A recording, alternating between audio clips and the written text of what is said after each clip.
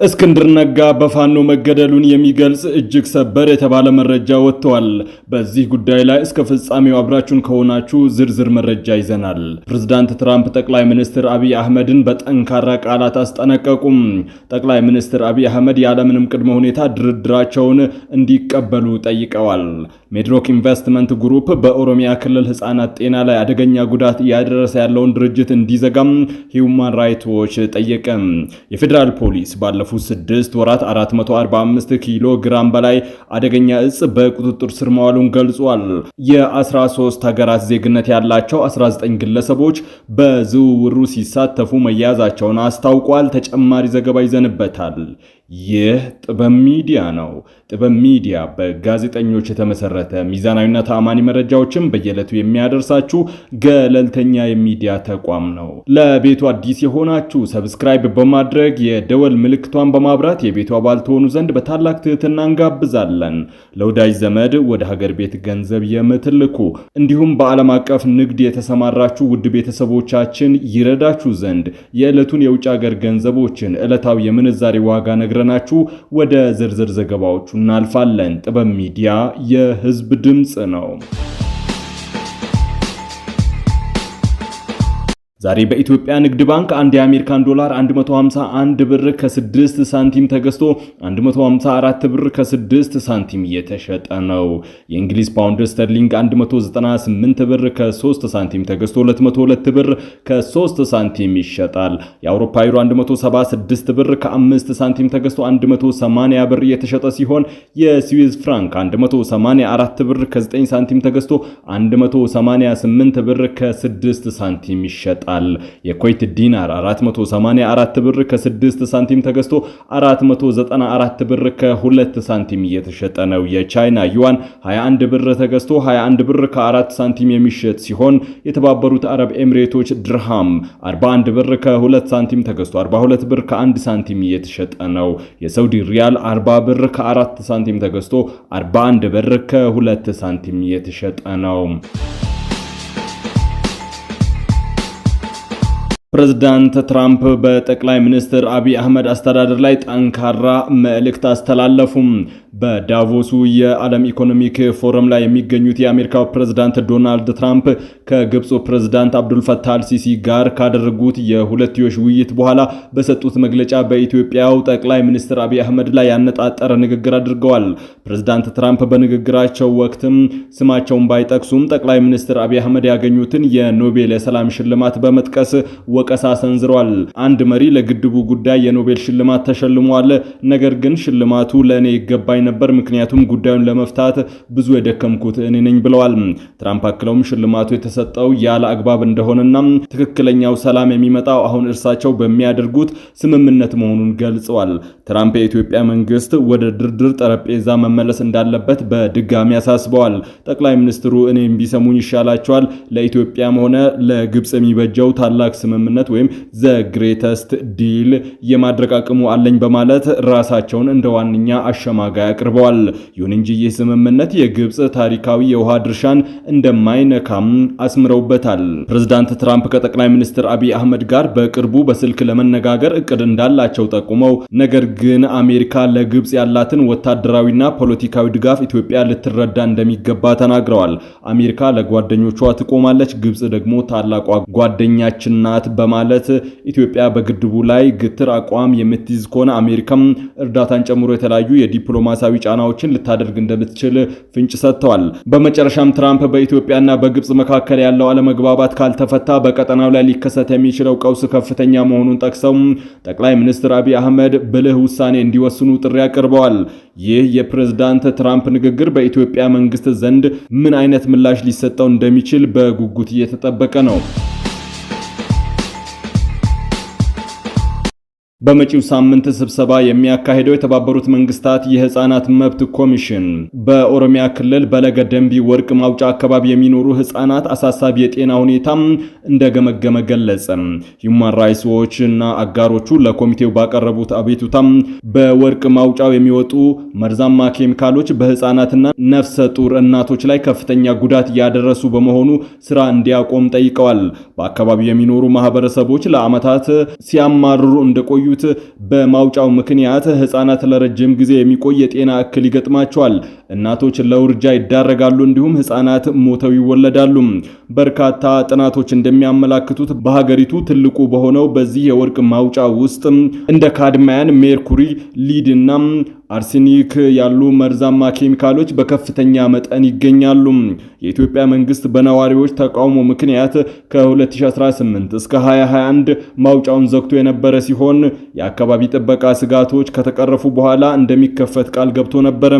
ነገር ግን ሂውማን ራይትስ ዎች ባደረገው ማጣራት መንግስት የራሱን የጤና ጥናት ውጤት በመደበቅ ለህዝብ ይፋ ሳያደርግ ማውጫውን መልሶ አስጀምሯል።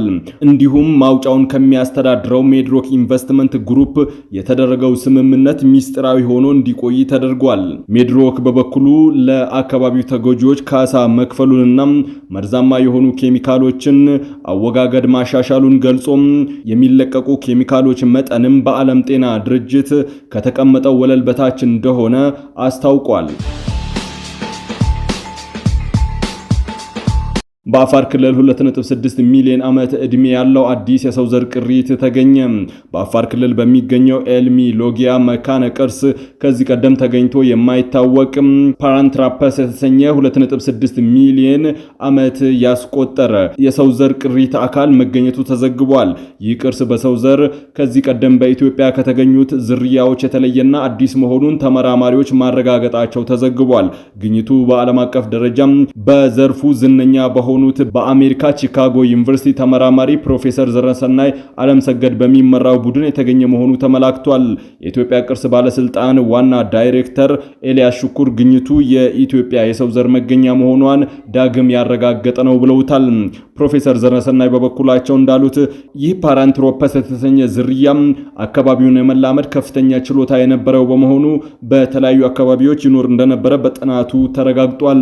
ግኝቱ ለኢትዮጵያ የቱሪዝም ዘርፍ እድገትና ለዲፕሎማሲ እንቅስቃሴ ከፍተኛ ሚና እንደሚጫወት የተገለጸ ሲሆን ወጣት ተመራማሪዎችን በዘርፉ ለማፍራት ትልቅ መነሳሳት ይፈጥራልም ተብሏል። የኢትዮጵያ ፌዴራል ፖሊስ ባለፉት 6 ወራት ከ445 ኪሎ ግራም በላይ አደገኛ እጽ በቁጥጥር ስር መዋሉን ገለጸ። የ13 ሀገራት ዜግነት ያላቸው 19 ግለሰቦች በዝውውሩ ሲሳተፉ መያዛቸውን ጠቁሟል። የኢትዮጵያ ፌዴራል ፖሊስ በ2018 በጀት ዓመት 6 ወራት ከ445 ኪሎ ግራም በላይ የሚመዝኑ አደገኛ እጾችን ከአዘዋዋሪዎቹ በቁጥጥር ስር መዋሉን አስታውቋል። ይህም ከ2017 ተመሳሳይ ወቅት ጋር ሲነጻጸር የዝውውር መጠን መቀነሱን ጠቅሶም የቁጥጥር ሂደቱ ዘመናዊና አሰራርን የተከተለ በመሆኑ ውጤታማነቱ መጨመሩን ገልጿል። በሂደቱ የቁጥጥር ስራዎች ኮኬንና ካናቢስ የተባሉ አደገኛ እጾች በቁጥጥር ስር መዋላቸውን የገለጸው ጸረ ፈንጂና አደገኛ እጽ ዝውውር ቁጥጥር መምሪያም ባከናወነው ጠንካራ የፍተሻና የክትትል ስራዎች የ13 ሀገራት ዜግነት ያላቸው 19 ግለሰቦች በዝውውሩ ሲሳተፉ መያዛቸውን ገልጿል። በአደንዛዥ እጽ ዝውውር ወንጀል በቁጥጥር ስር ባዋላቸው ተጠርጣሪዎች ላይ ምርመራውን አጠናክሮ መቀጠሉን የገለጸው ፌዴራል ፖሊስ ከዚህ ቀደም በአደንዛዥ እጽ ዝውውር ወንጀል ተጠርጥረው ጥፋተኛ ከተባሉ ግለሰቦች ከ2 ዓመት እስከ 12 ዓመት በሚደርሱ ጽኑ እስራት መቀጣታቸውን አስታውሷል። በቀጣይም አደንዛዥ እጽ ዝውውርን ለመከላከልና ለመቆጣጠር በአዘዋዋሪዎች ላይ ሕጋዊ እርምጃ የመውሰድ ተግባር ተጠናክሮ እንደሚቀጥል መገለጹን ከተቋሙ ያገኘነው መረጃ ያመለክታል። ሰሞኑን አፋድ በመባል ይታወቅ የነበረው በእስክንድር ነጋ የተመሰረተው ታጣቂ ኃይል ለሁለት በመከፈል ግማሹ ለመንግስት እጅ ሲሰጥ፣ ግማሹ ዘመነ ካሴ ከሚመራው ታጣቂ ኃይል መዋሃዱ ይታወሳል። ይሁን እንጂ በታጣቂ ኃይሉ አደረጃጀት ውስጥ የስልጣን ሽኩቻ የተፈጠረ ሲሆን የአፋድ መስራችና ከፍተኛ አመራር የነበረው እስክንድር ነጋም የተሰጠው ስልጣን አወዛጋቢ ሆኗል። እስክንድር ነጋ የተሰጠውን ኃላፊነት እንደማይቀበል አስታውቋል። ይህን ተከትሎ የተለያዩ የሚዲያ አውታሮች በፋኖ ተገድሏል የሚሉ መረጃዎችን እያሰራጩ ይገኛሉ። ይህ የቀድሞ የአፋድ ከፍተኛ አመራር አዲስ በተመሰረተው የታጣቂ ኃይል አደረጃጀት ውስጥ እጅግ ዝቅተኛ የሚባል ስልጣን ተሰጥቶታል። ስለ ጉዳዩ እውነተኛነት ለማረጋገጥ ባደረግነው ጥረትም ምንም ተጨባጭ መረጃዎችን ማግኘት አልተቻለም። ራሱን የአማራ ፋኖ ብሔራዊ ንቅናቄ ብሎ በአዲስ መልክ መደራጀቱን ያስታወቀው ታጣቂ ኃይል እስክንድር ነጋ ይቅርታ መጠየቁን አስታውቋል። እስክንድር ነጋ በግለሰባዊ ችግር ምክንያት ድርጅቱ በመደበበት የኃላፊነት ቦታ መቀጠል እንደማይችል ይልቁንም በድርጅቱ አባልነት ያለምንም ቅድመ ሁኔታ ለመቀጠል ዝግጁ መሆኑንና የሚጠበቁበትን ኃላፊነቶችና ግዴታዎች በሙሉ እንደሚፈጽም ጠቅሶ ያቀረበው ጥያቄ በነጻ ፍቃዱና ፍላጎቱ የቀረበ መሆኑን አረጋግጠናል ያለው ታጣቂ ኃይሉም ሆኖም ግን ማመልከቻው ለታጣቂ ኃይሉ በደረሰበት ቅጽበት ለሚዲያ የወጣበት መንገድ የድርጅቱን አሰራር የሚጥስና ያልተገባ ትኩረት ለማግኘት የተደረገ መሆኑን ታጣቂ ኃይሉ እንደገመገመ አስታውቋል። ግለሰቡ ማመልከቻውን ከአሰራር ውጪ በሚዲያ በኩል ይፋ ማድረጉ ስህተት መሆኑን ላነጋገሩት አባላት አስታውቋል ያለው ታጣቂ ኃይሉም እንዲሁም የድርጅታችን ምስረታ ይፋ በሆነበት ማግስት እጅግ አንገብጋቢ ጉዳዮች እያሉ ይህ ጥያቄ መቅረቡ ጊዜውን የጠበቀ አለመሆኑን አምኖበት ይቅርታ ጠይቋል ነው ያለው። አዲስ የተመሰረተው ይህ የፋኖ ታጣቂ ኃይል አደረጃጀት የታጣቂ ኃይሉን የዳያስፖራ ደጋፊዎችንም ለሁለት በመክፈል ከፍተኛ የሆነ የጭቅጭቅ ምህዳር ከፍቷል። በተያያዘ ዜና በአማራ ብሔራዊ ክልላዊ መንግስትና በአማራ ፋኖ ህዝባዊ ድርጅት አፋድ መካከል የተደረሰውን ዘላቂ የሰላም ስምምነት ውጤታማ ለማድረግ የሚያስችል ስምምነት በዛሬው ዕለት ተፈርሟል ሲሉ የመንግስት መገናኛ ብዙሃን ዘገቡም። በስምምነት ስነ ስርዓቱ ላይ የሰላም ሚኒስትሩ ኢድሪስ መሐመድን ጨምሮ የክልሉና የፌዴራል መንግስት እንዲሁም የሀገር መከላከያ ሰራዊት ከፍተኛ አመራሮችና የአፋድ ከፍተኛ አመራሮች ተገኝተዋልም ብለዋል ሚዲያዎቹ በዘገባቸው። ሚኒስትሩ በዚህ ወቅት እንዳሉት በክልሉ የነበረው ግጭት ህዝቡ ሊያገኝ የሚገባውን ልማት ያሳጣና ከፍተኛ ውድመትን ያስከተለ ነው። በዚህ በሰለጠነ ዘመን ከሰላም ይልቅ አፈሙዝ ይዞ መግፋት ጊዜውን የማይመጥንና በትውልድ ተወቃሽ የሚያደርግ ነው ሲሉ አጽንኦት ሰጥተዋል ነው ያሉት ሚዲያዎቹ። ዛሬ ላይ ሰላምን መርጠው ወደ ሰላም መንገድ የመጡት የአፋድ አመራሮች ተገቢውን ለትውልድ የሚበጅ ውሳኔ በመምረጣቸው ምስጋና ይገባቸዋልም ብሏል። ሌሎች ቀሪ ኃይሎችም የሰላሙን አማራጭ እንዲቀበሉ መሐመድ ጥሪ አቅርበዋል ነው ያሉትም። የአፋድ ከፍተኛ አመራር ፋንታውን ሙሐባ በበኩላቸው ስምምነቱ እውን ለማድረግ ባለፉት ጊዜያት በአፍሪካ ህብረትና በኢጋድ አማካኝነት በህጋዊ መንገድ ስንወያይ ቆይተናልም ብለዋል ነው ያሉትም።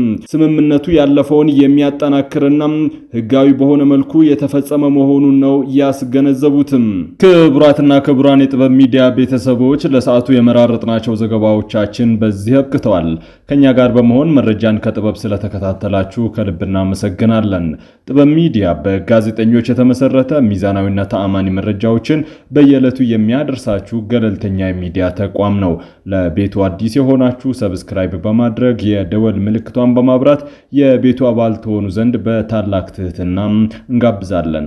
እንዲሁም በፕሮግራማችን ዙሪያ ያላችሁን ሐሳብ አስተያየት በኮሜንት ሳጥናችን በጨዋ ደንብ እንድታስቀምጡ በታላቅ ትህትና እንጋብዛለን። ጥበብ ሚዲያ